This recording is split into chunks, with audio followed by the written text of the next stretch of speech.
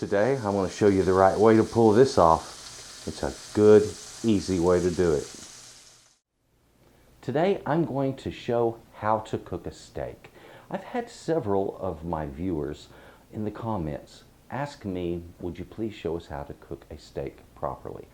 So that's what I wanted to show today. And I wanted to discuss different methods of bringing the heat to the meat and doing this the right way. There's a lot of different approaches, but I'm going to show you a very straightforward, simple technique that works every single time. Now, when it comes to cuts of meat and steak, it needs to be set up front. I think the two best cuts when it comes to doing a nice fine steak, whether it be grilled or pan-seared or whatever, the best cuts I personally believe are going to be either your ribeye or the strip steak. Some people call it a KC strip, meaning Kansas City strip. Others call it a New York strip. It's a strip steak, folks, okay? That's what this is. I've got a strip steak here. It's a delicious cut, and it isn't quite as large as the ribeye, which is what I like about it. The ribeye is the other end of the same muscle. It's much larger, and it has a second muscle around the outside of it that's a different, basically a different texture of meat. It's got a lot of fat in it, and it's very tender and delicate, and it's delicious. So that's why a lot of people say your ribeye is the king of steaks. Some people love fillets because they're very lean, okay? And a fillet is wonderful. I recommend, if you're going to be cooking a steak to medium well or well done, don't bother buying a nice cut. Please don't. Just get you a sirloin, because frankly the flavor is going to be about the same. The texture is not going to be much different, okay? And it just kills the flavor of a piece of meat if it's not pink in the middle when it's beef. And it has a slight tangy-like acidity that, well, is absolutely delicious. So that's what we're looking for in a cut like this. Now, I need to mention a couple of different ways of cooking. Some people want to grill a steak, and I don't blame you. If you have a grill, grill. And it's going to be the same technique either way, with the exception that when you're grilling, you can incorporate smoke. And I like to use wood chips in a smoker's tray along with my meat, and that way it gets good smoky flavor out there. To do the grill, you put your wood on it, turn it to a medium-high temperature, and close the lid and let it preheat until you start seeing smoke from the wood. That's when your burners are hot enough. You go down and you put your meat on there. You get that good sear. It's important to turn your meat only once. Either technique, we turn the meat one time. We don't check it. We don't mess with it. We don't touch it, okay? It's important to remember the simple rule, one turn. You do it more than once, you're going to get uneven cooking. You will get a drier steak. It doesn't work as well. So the technique I'm going to show you is quick, it's easy. Let me get into it right now. Come on. Now folks, this is simple enough. It's cooking a steak. The ingredient is steak, of course, a nice beautiful cut of beef. I'm also going to use some peanut oil.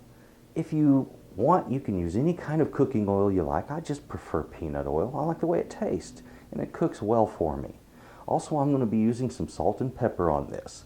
Now, I also enjoy that seasoned pepper, you know, that you can get through Lowry's, I think the company is.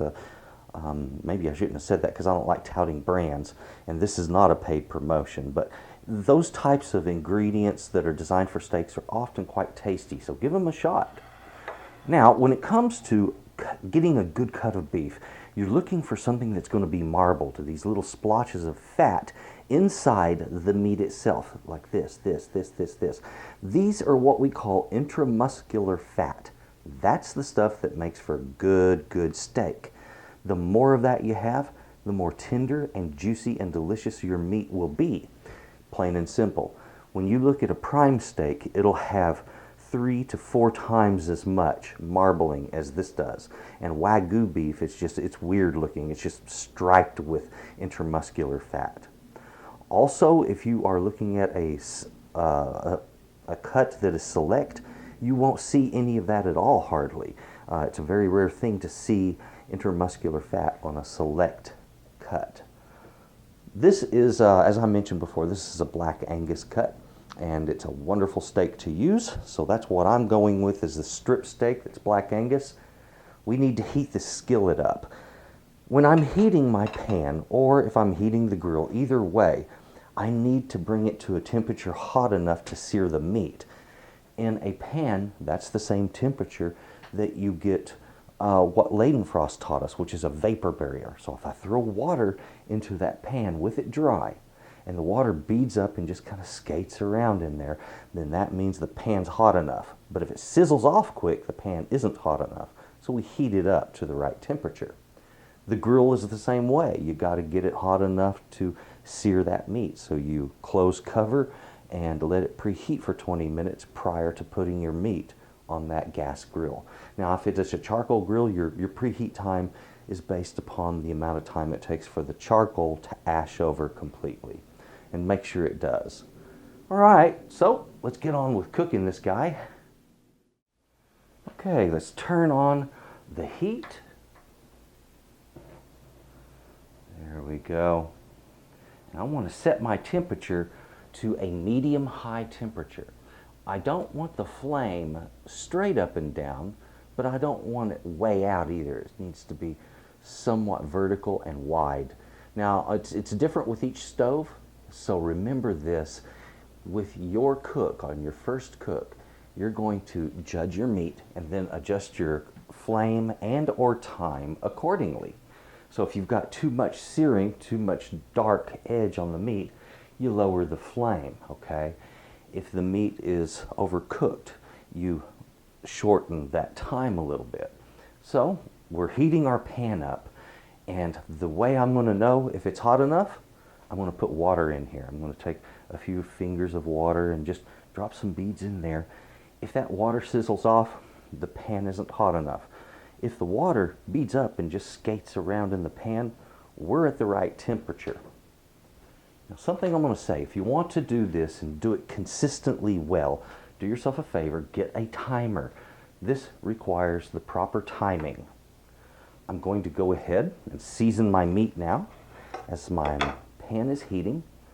I only season one side to begin with.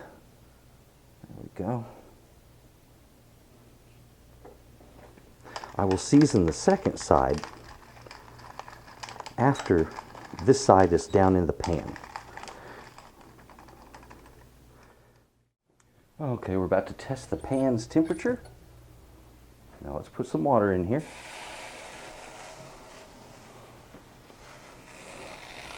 See how that's beginning to skate? Our temperature is almost high enough, okay? Something I want to mention, when you're using this method to test a pan, make sure that any water that's up on the edges, you dry that out, okay? Don't allow there to be water in here when you go putting oil in it, okay? That's very, very important to remember. It will splatter. It could cause you some serious issues, okay? Looky there. See how it's skating?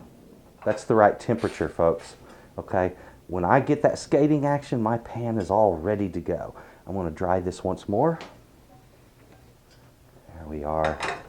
Now, time to put some oil in it. It doesn't take a whole lot, just enough to coat the bottom of the pan.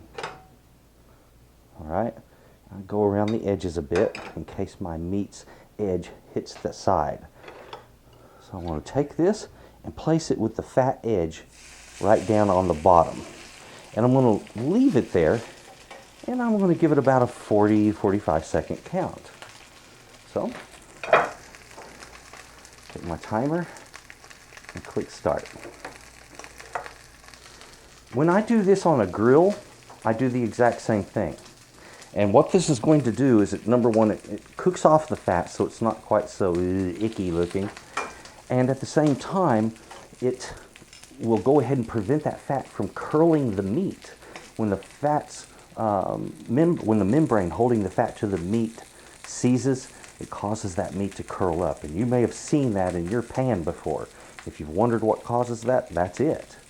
Okay, we're at 45 seconds on our timer. We'll take this and lay it right down in there.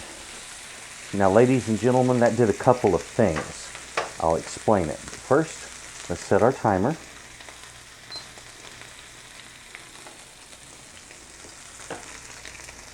We'll start with just a little salt. Okay. Hit it with a little pepper. Oh, looky there. I don't go overboard with it. One of the things that doing the fat first did for me, it rendered out some of that beef fat and flavored the fat that I'm cooking the meat in, thereby allowing me to further flavor that meat in a wonderful way. Now, this is going to be 4 minutes. Start. I will cook that for 4 minutes on the first side. I'm going to flip it. We're going to cook it for 4 minutes on the second side. It's the same way on the grill, folks. If your grill is at a medium to medium-high heat, then you're going to be cooking it about 4 minutes. Now, when you're finished with your steak, you finished cooking it, you're going to open it up. And at that time, you'll discover if you need to adjust either your temperature or your time, or both. Notice that fat, how it's nicely cooked.